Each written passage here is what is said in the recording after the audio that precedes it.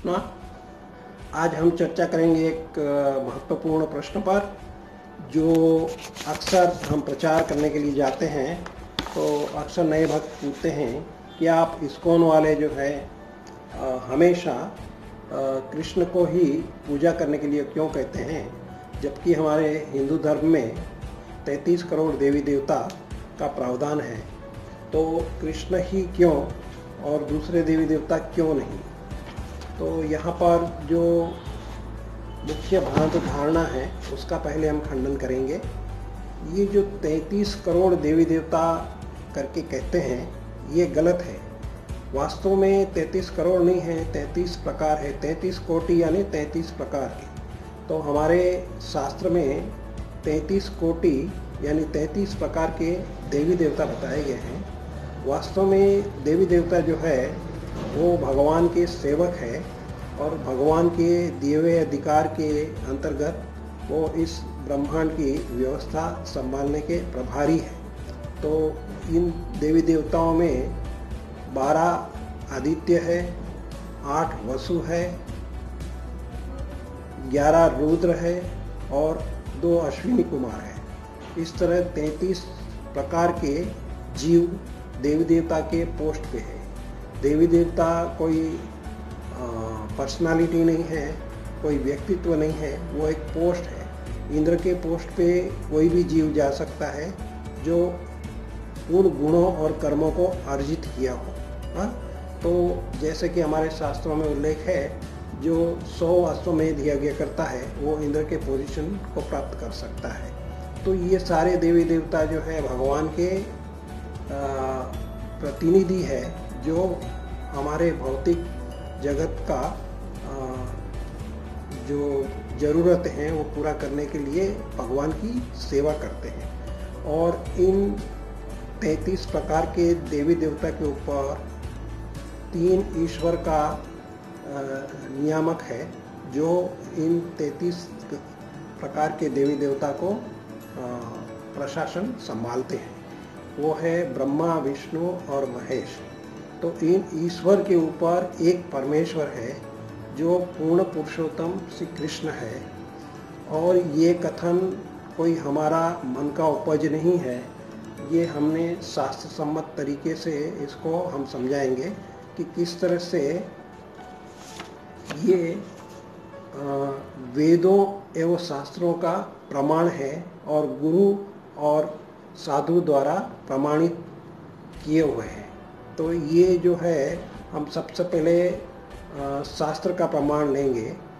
तो शास्त्र में अनेकों शास्त्र में कृष्ण को सर्वोपरि पूर्ण पुरुषोत्तम कृष्ण भगवान कहा गया है। तो स्वयं भगवद गीता के 10वें अध्याय के 8वें श्लोक में भगवान स्वयं कहते हैं, अहम सर्वस्व प्रभो मत सर्व प्रवर्तते इति मत्वा भजते माम बुधा भाव समन्विता। यानी इस भौतिक और आध्यात्मिक ब्रह्मांडों का मैं स्वामी हूँ और सभी कुछ प्रवर्तन मुझी से हुआ है। तो ऐसा भगवान का यहाँ पर कथन है।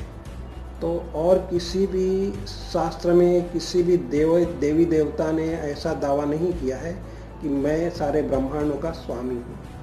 और हम गुरु के माध्यम से भी इसको हम ये करेंगे। तो गुरु, सबसे पहले गुरु जो है हमारे ब्रह्मा जी है, जो कि इस सृष्टि के प्रथम जीव है। उन्होंने भी ब्रह्म संहिता में कहा है, ईश्वरा परमा कृष्णा सच्चिदानंद विग्रहा अनादिरादि गोविंदा सर्व कारण कारणम। तो ब्रह्मा जी कहते हैं कि ईश्वर के ऊपर जो परम ईश्वर है वो गोविंदा है और सभी कारणों के कारण है और उनका न आदि है न कोई अंत है। तो इस प्रकार वो सर्वे सर्वा है। और जब साधु के कथन पे हम लोग जाएंगे तो जो वेद व्यास जी हैं, उनके पिता पराशर मुनि हैं, वो साधु की कैटेगरी में आते हैं और उन्होंने भगवान का डेफिनेशन दिया है। भग जो भगवान है उस शब्द के अंदर दो शब्द है, भग और वान। भग यानी ऐश्वर्य और वान यानी से परिपूर्ण। जिस तरह हम कहते हैं शक्तिवान, धनवान, बुद्धिवान, इसी तरह भगवान, भग का अर्थ होता है ऐश्वर्य। तो ऐश्वर्य कितने प्रकार के हैं? तो 6 प्रकार के ऐश्वर्य बताए गए हैं। तो अक्सर हम देखते हैं भौतिक जगत के अंदर 5 ऐसी चीज़ें हैं जो जीव मात्र को आकर्षित करती है, और जब ये चीज़ें किसी में होती है तो हम उसके प्रति आकर्षित होते हैं और उसको बड़ा व्यक्ति मानते हैं। जैसे अगर किसी के पास बहुत ज़्यादा धन हो तो हम उससे ज़्यादा आकर्षित होते हैं। किसी के पास बहुत ज़्यादा बल हो तो हम उसके साथ आकर्षित होते हैं। किसी के पास बहुत ज़्यादा रूप हो तो हम आकर्षित होते हैं। किसी के पास बहुत ज़्यादा ज्ञान है तो हम आकर्षित होते हैं। और अगर कोई बहुत ज़्यादा प्रसिद्ध है या जिसके पास बहुत ज़्यादा ख्याति है तो उससे भी हम आकर्षित होते हैं। तो ये 5 प्रकार के ऐश्वर्य जन साधारण के लिए आकर्षण का केंद्र है। धन, बल, रूप, ज्ञान और ख्याति। तो इन 5 से हट करके जो छठा है विरक्ति या त्याग, तो ये भी एक प्रकार का ऐश्वर्य है। लेकिन अक्सर ये देखा जाता है कि भौतिक संसार में जिसके पास ये ऐश्वर्य होते हैं वह त्याग की भावना नहीं रखता। उसको उस ऐश्वर्य को भोगने की ज़्यादा से ज़्यादा इच्छा होती है। परंतु भगवान में ऐसे गुण हैं कि ये 5 ऐश्वर्य 100% और हमेशा के लिए उनके पास है, फिर भी वो पूरी तरह से त्यागी है, विरक्त है।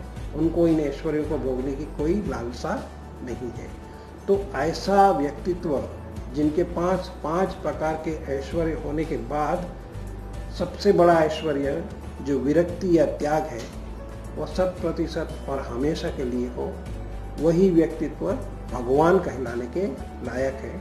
तो ये जो पराशर मुनि का जो परिभाषा है, इससे ये सिद्ध होता है कि ऐसा इस ब्रह्मांड के अंदर दूसरा कोई ऐसा व्यक्तित्व नहीं है श्री कृष्ण के सिवा जो भगवान कहलाने के लायक हो। तो इस तरह से ये इस्कॉन की मान्यता नहीं है।